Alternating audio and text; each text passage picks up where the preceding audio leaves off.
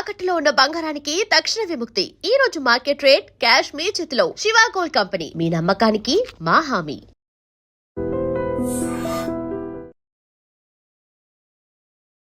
Hi, welcome to my show. Hi Kamakshi గారు, నమస్తే. నమస్తే శ్రవణ్ గారు. సో August 14th మూవీ అగదా రిలీజ్. సో నాకు తెలిసి సినిమా ఫైనల్ కాపీ ఎప్పుడో రెడీ అయిపోయింది. సో సినిమా మీరంతా చూసుకున్నారు. సో ఎలాంటి ఫీల్తో ఉన్నారు? ఎగ్జైట్తో ఉన్నారా? టెన్షన్ ఫీల్ అవుతున్నారా? సో మీ ఫీలింగ్స్ ఏంటి అట్ నౌ? ఆడియన్స్ ఎలా రిసీవ్ చేసుకుంటారు అన్న ఒక క్యూరియాసిటీ అయితే ఉంది. మేము అనుకున్నట్టే వాళ్ళు రిసీవ్ చేసుకుంటున్నారా, అయితే ఏమైనా కొత్త కోణంలో మూవీని చూస్తారా చూడాలని. అండ్ అంటే సినిమా చూసుకున్నారు కాబట్టి మీ కాన్ఫిడెన్స్ లెవెల్ ఎలా ఉంది? We are very confident. అంటే అది మనకి మనం చెప్పుకుంటే not that I don't know. పర్సనల్గానైతే because we also spoke about it, we know it is good, బాగుందని అయితే ఒక కాన్ఫిడెన్స్ ఉంది. వి జస్ట్ ప్రేయింగ్ అన్ని ఫ్యాక్టర్స్ కరెక్ట్గా ఉండి. ఒక్కొక్కసారి ఫిల్మ్ ఉంటుంది, you know good films also sometimes ఒక్కొక్కసారి రిలీజ్ టైంలో ఎన్నో ఫ్యాక్టర్స్ కూడా మనకి హెల్ప్ చేయాలి.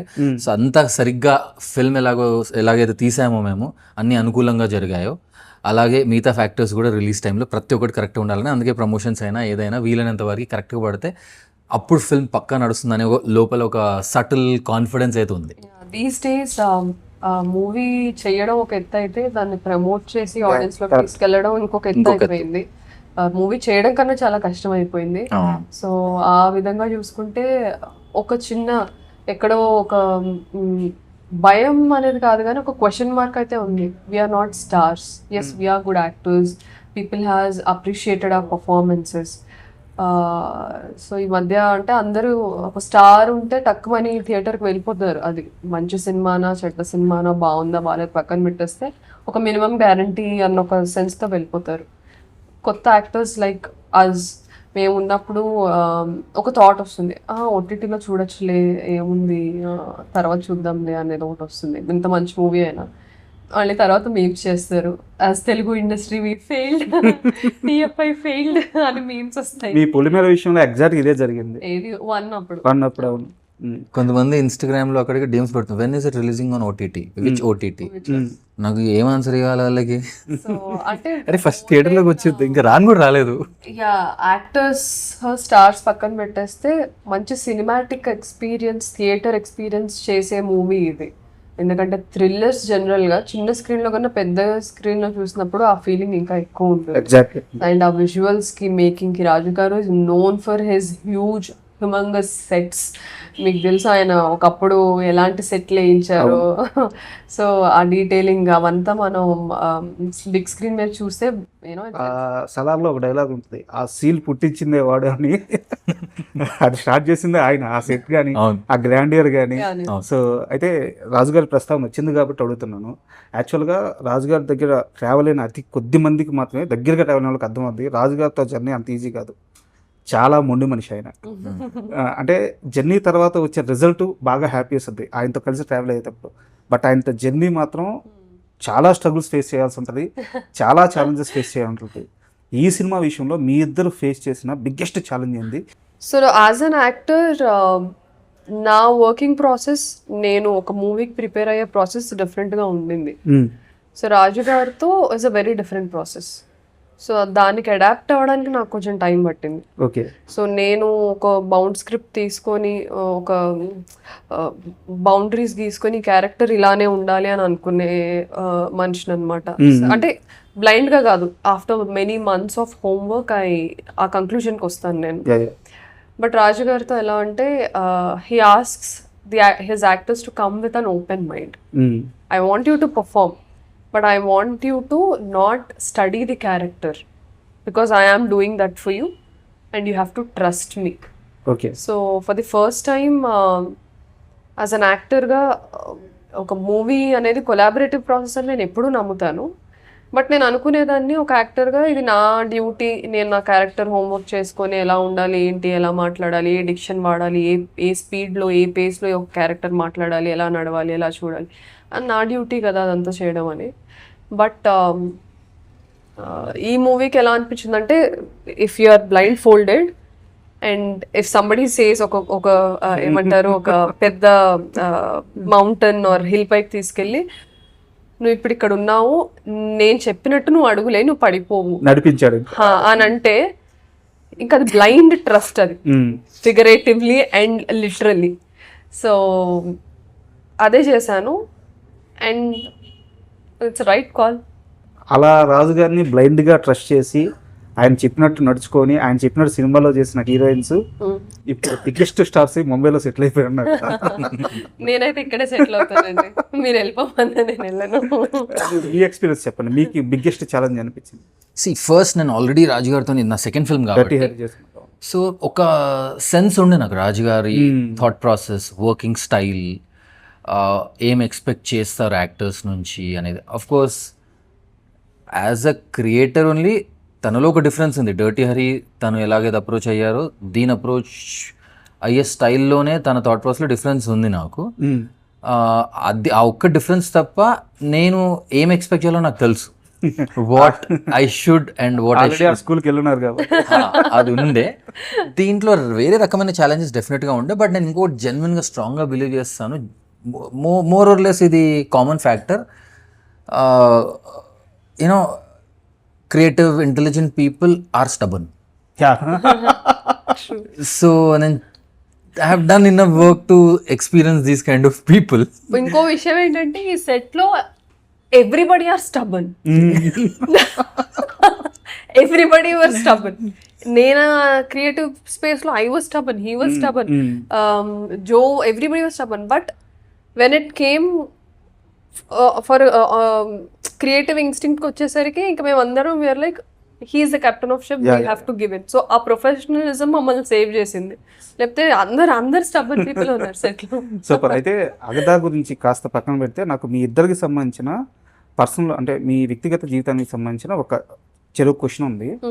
అండ్ చలం మైదానం పుస్తకం గురించి ఓపెన్గా మాట్లాడడం చాలా మంది స్త్రీలు ఆ డేర్ చేయరు. అవునా? యా, చాలా మందికి మైదానం పుస్తకం అంటే ఒక సేయింగ్ కాదు, అప్పుడు నిజంగా జరిగింది. అవును, మైదానం పుస్తకాన్ని దిండు కింద పెట్టుకొని దొంగచాటుగా జరిగిన అప్పుడు స్త్రీలు చాలా మంది ఉన్నారు. సో అలాంటి చలం మైదానం పుస్తకం గురించి కానీ చలం గారి గురించి కానీ ఆయన నాకు ఇన్స్పిరేషన్ చెప్పడానికి సో మీకు ఎలాంటి ఇబ్బందులు లేవా, ఎలాంటి అడ్డంకులు లేవా, ఎలాంటి మొహమాటాలు లేవా? లేవండి. ఎలా ప్రభావితం చేశారు చలం గారు మిమ్మల్ని? అంటే ద వే హీ ఎక్స్ప్లోర్డ్, అంటే ఆయన ఎస్పెషల్లీ రాసిన ఎరా ఏదైతే ఉందో ఆ టైంలో విమెన్ ఎలా ట్రీట్ చేయబడ్డారో అందరికి తెలుసు. 1920s 1930s టైంలో, 1910 ఆ టైంలో, 30 years 40 years టైంలో ఆడవాళ్ళ ఒక లిమిటేషన్స్ ఏంటనేది ఇప్పటికీ we have our limitations and we are slowly coming out of those limitations. అలాంటి టైంలో మేబీ ఇప్పుడు తెలంగాణ బుక్స్ చదివిన ఎవరికి ఇందులో ఏముంది, దిస్ ఇస్ వెరీ కామన్ అని అనుకోవచ్చు. ఆర్ ఈ రైటింగ్ ఇప్పుడు ఏం చాలా మూవీస్లో కూడా వచ్చాయని అనుకోవచ్చు. బట్ ఆ స్పేస్ ఆఫ్ టైంలో ఇప్పటికీ కొంతమంది డైరెక్టర్లు క్రియేటివ్ పీపుల్ స్క్రీన్ పైన డేర్ చేయలేని, ఎక్స్ప్లోర్ చేయడానికి డేర్ చేయలేని బుక్స్ ఆయన రాశారు. సో ఆయన ఆడది కూడా మనిషి అని చెప్పడానికి ట్రై చేశారు ఆయన రాసిన ప్రతి బుక్లో. అది జీవిత సత్యం. అది మగోళ్ళైనా ఆడోళ్ళైనా ముందు మనుషులు, ఆ తర్వాతే జెండరు, కాస్ట్, కలర్ ఇవన్నీ మనం పుట్టిన తర్వాత మనకి అటాచ్ అవుతా వచ్చేవి. బట్ మనిషిగానే పుడతాం అందరం. అదే ఆయన చెప్పడానికి ట్రై చేశారు అన్ని సంవత్సరాల్లో. So it has nothing to do with gender. He was purely talking about being a human. Super. అంటే యాక్చువల్గా చలం గారు చాలా మందికి ఇష్టం ఉంటుంది, బయటికి చెప్పడానికి సాహసించరు. మీరు బయటికి చెప్పడం నాకు చాలా బాగా నచ్చింది. అండ్ మీ విషయానికి వస్తే మీరు పుట్టింది హైదరాబాద్లో, ఇక్కడే చాలా కాలం పెరిగింది కూడా ఇక్కడే. బట్ ఎప్పుడైతే ఇక్కడ ఈ ఫీల్డ్ మీరు సెలెక్ట్ చేసుకుని యాక్టింగ్ వైపు వెళ్ళాలి అని ఒక నిర్ణయం తీసుకున్న తర్వాత మీరు నాకు తెలిసి ఇక్కడ ఎలాంటి ప్రయత్నాలు పెద్దగా చేయకుండా నేరుగా ముంబై వెళ్ళిపోయేనట్టు అనిపిస్తుంది.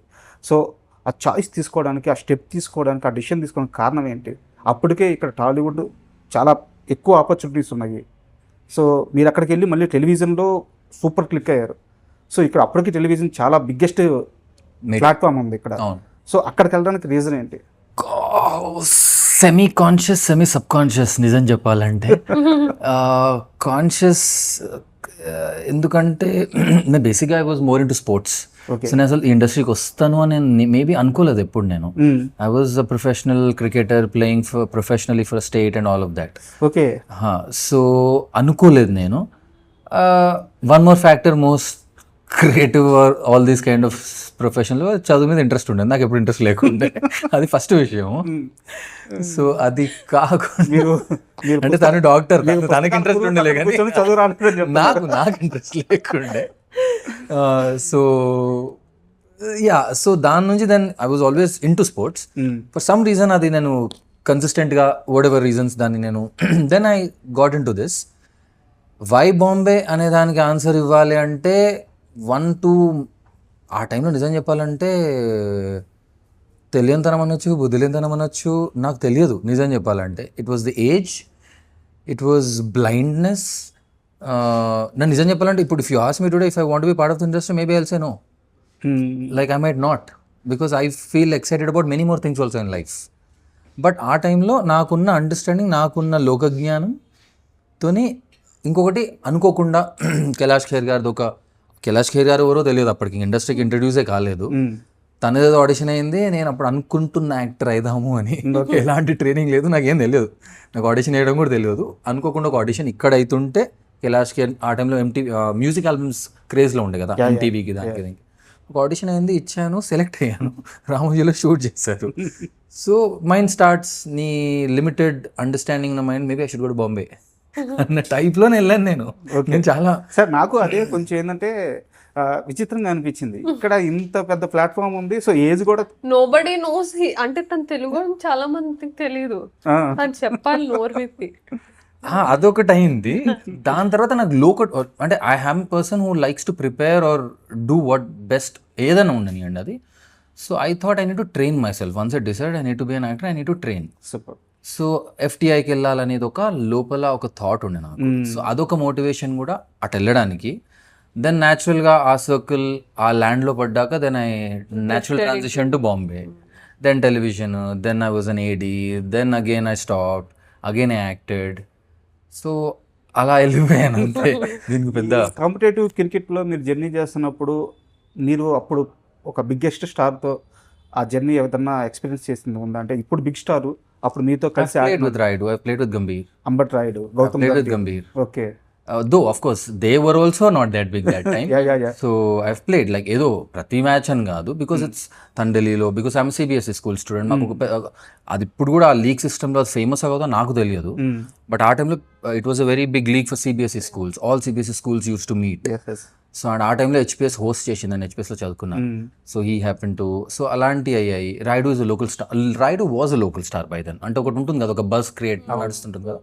Raidu was, though I played very limited those 2.5 years, but Raidu was a star. Like నాకు కొన్ని మెమరీస్ ఉన్నాయి. సో అసలు ఎప్పుడు 50 కొట్టాడో అర్థం కాకపోయేది మాకు యాజ్ అన్ ఆపోజిషన్ ప్లేయర్.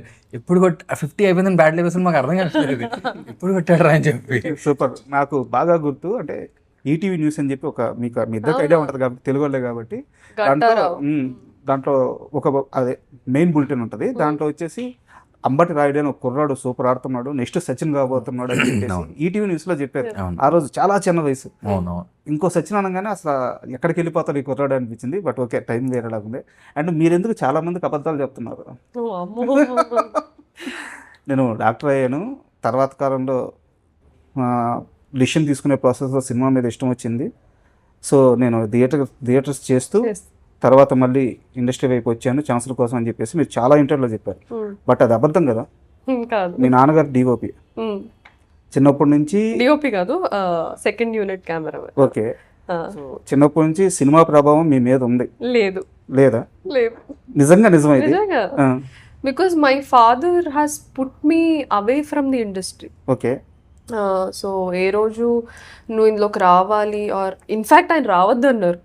నేను స్టార్ట్ చేసినప్పుడు కూడా ఐ హ్యాడ్ బిగ్గెస్ట్ అంటే big no board in the family. So it was never a encouraging decision. I had to struggle. Okay. ఇప్పుడు ఆయన ఇండస్ట్రీలో ఇన్ ఇయర్స్గా ఒక సెకండ్ యూనిట్ కెమెరామ్యాన్గా వర్క్ చేశారు. కాబట్టి నాకు ఏదో ఆపర్చునిటీస్ వస్తాయి. ఆయన నువ్వు ఇంటిలోంచి బయటకు వెళ్ళాలంటే కాళ్ళు ఇరగొడు, ఇండస్ట్రీ వైపు వచ్చావంటే కాళ్ళు ఇరగొడతాను అని అన్నారు. అంటే somehow he felt the process is going to be struggling, which is struggling, because we are not we don't come from big families, అంటే economically speaking. సాదా సీదా ఒక మిడిల్ క్లాస్ ఫ్యామిలీయే ఎకనామికల్లీ, అండ్ ఏమి పెద్ద నేమ్స్ తెలియవు. And my father is not a DOP, he's a second unit cameraman. So you know how second unit cameraman are. So main DOP కింద work చేస్తారు, second camera held చేస్తారు. So he knows the industry people, he have attach contacts and అంతా. But he always said don't come into industry when I said I'm going to I want to be an actor. ఎందుకంటే అప్పటికి నేను medicine చదివేశాను, అపోలోలో I was working as consultant.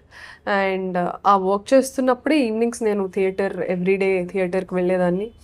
So miss India కూడా అసలు వద్దని చెప్పారు.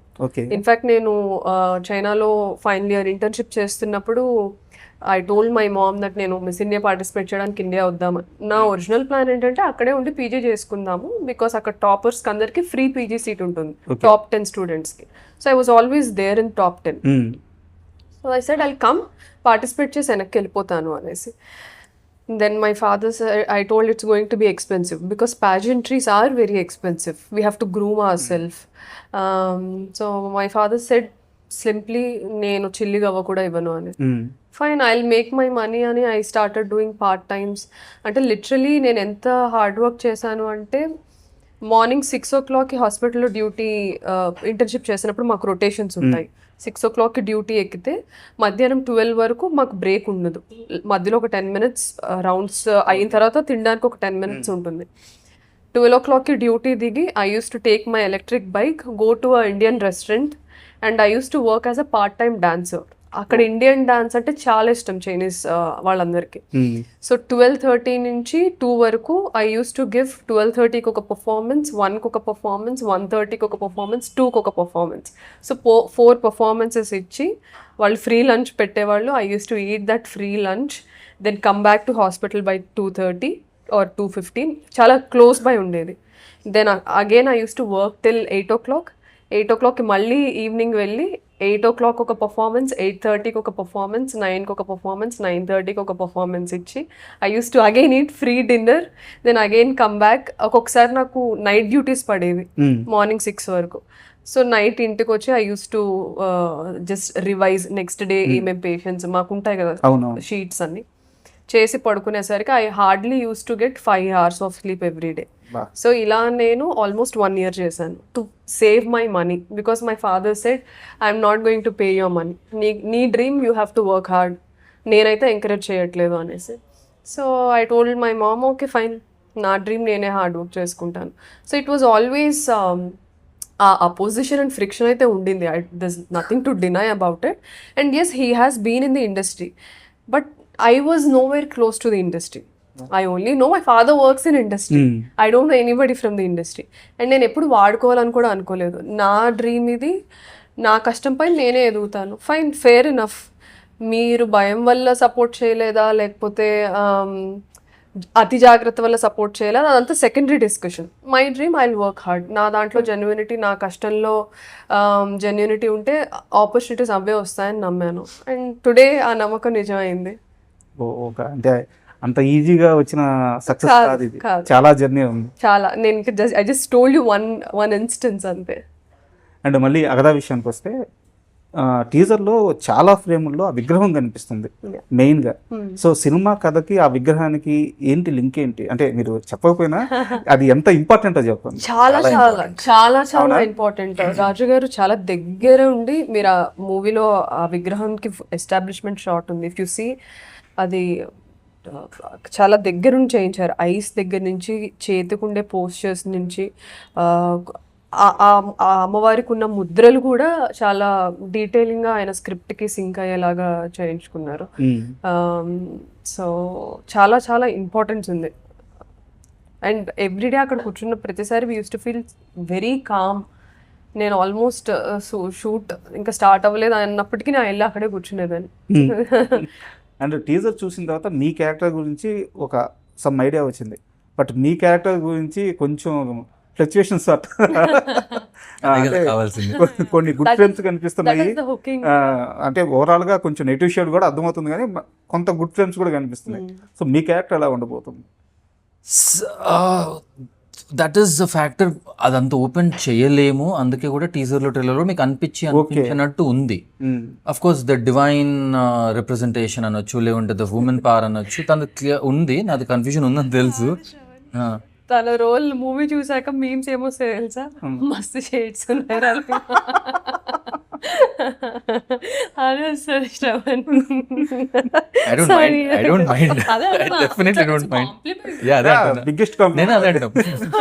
Like it.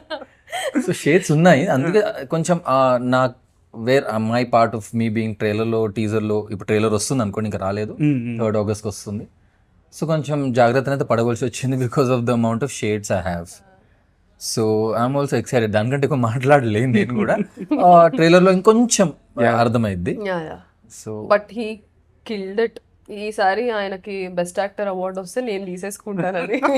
నిజంగా వస్తే నేను ఇచ్చేస్తాను నీకు, జస్ట్ వస్తే చాలు. మీరు ఆన్ రికార్డ్ చెప్తున్నారు. ఆన్ రికార్డ్, దీంట్లో ఏం దీంట్లో అసలు killed it. I my self felt jealous, ఎన్ని షేడ్స్ ఇచ్చారండి అబ్బాయికి. అండ్ రియల్ లైఫ్ లో మీకు ఈ అంటే నేను గోస్ట్ అన్న కానీ ఇలాంటి ఒక స్పిరిట్ ఎక్స్పీరియన్స్ హర్రర్ బాగా రియల్ లైఫ్ లో జరిగిన ఒక ఇన్సిడెంట్ ఏదైనా ఉందా మీరు ఫేస్ చేసింది? నంబరు ఏం జరగలేదు. ఏం జరగలేదు అసలు? మీరు నమ్మరా ఇట్లాంటివన్నీ? నమ్మడం అని కాదు, నమ్మకాలతో సంబంధం లేకుండా ఉంటాను అంతే. ఓకే, ఉంది అంటే ఉంది, లేదు అంటే లేదు. ఇప్పుడు ఎవరైనా వచ్చి నాకు చెప్తారు ఇలా ఇలా అయింది, ఇలా అయిందంటే ఓ అవునా అని అనుకుంటాను అంతే. ఏం లేదని కొట్టిపడేను. నాకు జరిగిందంటే జరగలేదు. So I call my self as agnostic. Agnostic అంటే చాలా మంది నేను నాస్తికురాలని అనుకుంటాను. నేను నాస్తికురాలని కాదు. అగ్నాస్టిక్ అంటే ఇప్పుడు నాస్తికులు అంటే దేవుడు లేరు అని నమ్మేవాళ్ళు. ఏథిస్ట్. థియిస్ట్ అంటే దేవుడు ఉన్నాడు అని నమ్మేవాళ్ళు. అగ్నోస్టిక్ ఈ నమ్మకాలతో సంబంధం లేకుండా వాళ్ళు బ్రతుకుతా ఉంటారు. రియలిస్ట్ అంతే. ప్రాక్టికల్ గా మనుషుల్ని నమ్ముతాను, జీవితాన్ని నమ్ముతాను అంతే. సో జరిగింది. బట్ ఇది వరకు ఒక ఇంటర్వ్యూలో బ్లాక్ మ్యాజిక్ కి సంబంధించిన ప్రస్తావన వచ్చినప్పుడు మీరేమన్నారంటే, నేను నమ్మను, ఒకవేళ నేను నమ్మాలంటే వాళ్ళకి కావాల్సిన హెయిర్ ఇస్తాను, ఏదైనా ఇస్తాను, నా మీద చేసి చూపిస్తే నమ్ముతాను అని చెప్పి అన్నారు. ఇప్పటికీ అదే అంటాను. If it's there, prove it, do it on me only, it's fine. అంటే ఇలాంటి విషయాల్లో మీరు ఇచ్చే స్టేట్మెంట్స్ అన్ని కూడా మీరు చేసే సినిమా క్యారెక్టర్స్ కి చాలా భిన్నంగా చాలా అంటే మీరు ఒక మాట అన్నారు, నాకు కొంచెం మనసు మీకు తెలుసో లేదో, మనసు ప్రశాంతంగా ఉండాలంటే మేడం శ్మశానానికి వెళ్తారంట. నాకు తెలియదు ఈ విషయం. అవునవును. మీరు స్వప్న గారి ఇంటర్వ్యూలో సీతక్క అని తెలుసు నాకు లోపల, కానీ ఐ డోంట్ నో, నేను చూడలేదు అది interview. Agenda is very simple అండి. అంటే నాకు చాలా కష్టం అనిపించినప్పుడు, చాలా అంటే లైఫ్ ఎట్ వెళ్తుందో అర్థం కాని టైంలో నేను నిజంగా అక్కడికే వెళ్తాను. I tell you why. మనకి ఎన్నున్న డబ్బు, పేరు, హోదా, కష్టాలు, సుఖాలు, అలవాట్లు అక్కడ ఆ బూడిదలోనే కాలిపోతాయి. The life is so short. ఎన్ని ఉన్నా సరే రేపటి రోజు ఏంటనేది నాకు తెలీదు, మీకు తెలీదు. ఒక హోప్తో లెగుస్తాం అంతే, హోప్తో అలారం పెట్టుకుంటాం అంతే. ఉందా లేదా మీకు తెలియదు. ఒక నమ్మకం అన్నారు కదా ఇందాక, ఒక నమ్మకం అని. ఆ హోప్తో, ఆ నమ్మకంతో లెగుస్తాం. So when I see that's happening in front of my eyes, I feel like మనం అన్నీ దీని ముందు చాలా చిన్నవే కదా, ఆఖరికి ఇక్కడే అందరూ ఎండ్ అయ్యేది. సో దేనికి ఇంత వెంపర్లాడాలి? It's fine. పోయింది, ఫైన్. ఉంది, ఓకే. సో అది రిమైండ్ చేస్తుంది నాకు అక్కడికి వెళ్ళినప్పుడు. సో అందుకు వెళ్తాను. But I understand why you go there actually. It was first thought లో అనిపిస్తుంది, కానీ చాలా మంది వారణాసి వెళ్తారు just to get also feel grounded and to get. ఇంత అవసరం లేదురా బాబు ఇంత ఆలోచన, అది ఒక చిన్న రియాలిటీ చెక్ అవుతుంది. ఆ ఘాట్స్ లోనే మనం శవాలని చేస్తాం కదా, అక్కడికి ఎందుకు వెళ్తారు? That is reality. So super. అంటే చాలా ఎగ్జైటింగ్గా ఉంది, ఎందుకంటే మీ టీజర్ చూసిన తర్వాత మీ క్యారెక్టర్స్ బాగా నచ్చాయి నాకు. అంటే ఆ షార్ట్స్ కానీ మీ క్యారెక్టర్స్ బిహేవియర్ కానీ బాగా నచ్చాయి. అన్నిటికీ మించి ఎంఎస్ రాజు గారు అంటే ఆయన తీసిన గత సినిమాలు కానీ ఆయన విజన్ కానీ ఏ స్కేల్లో ఉంటుందో మాకు అందరికీ తెలుసు. సో ఎందుకో నాకు మంచి పాజిటివ్ వైబ్స్ కనిపిస్తున్నాయి. All the best. సక్సెస్ అయిన తర్వాత మొత్తం మనం పర్సనల్ ఇంటర్వ్యూ ఇండివిజువల్ కూర్చొని చేద్దాం. Thank you so much. Thank you so much. Thank you so much. And for more videos, Please subscribe to iDream. Please subscribe to iDream. Please subscribe iDream. And please subscribe to iDream. For more videos, subscribe to iDream. please like, share, and subscribe to the channel. Congratulations, iDream. Subscribe to iDream. Subscribe to iDream. So subscribe to iDream Media. iDream ki iDream team andarki huge congratulations. Please subscribe iDream Media. Please subscribe to iDream. Subscribe iDream. Please subscribe to iDream. iDream అంటే నా కళల channel subscribe చేసుకున్న నోరు తిరుగుతలేదు, మీరైతే గంట గుర్తు కొట్టండి. For more such videos, please subscribe to iDream. Subscribe to iDream. Please subscribe to iDream. Please subscribe iDream Media. Please do subscribe to iDream. Please subscribe to iDream Media. For best entertainment and information, please subscribe iDream. And don't forget to subscribe to iDream.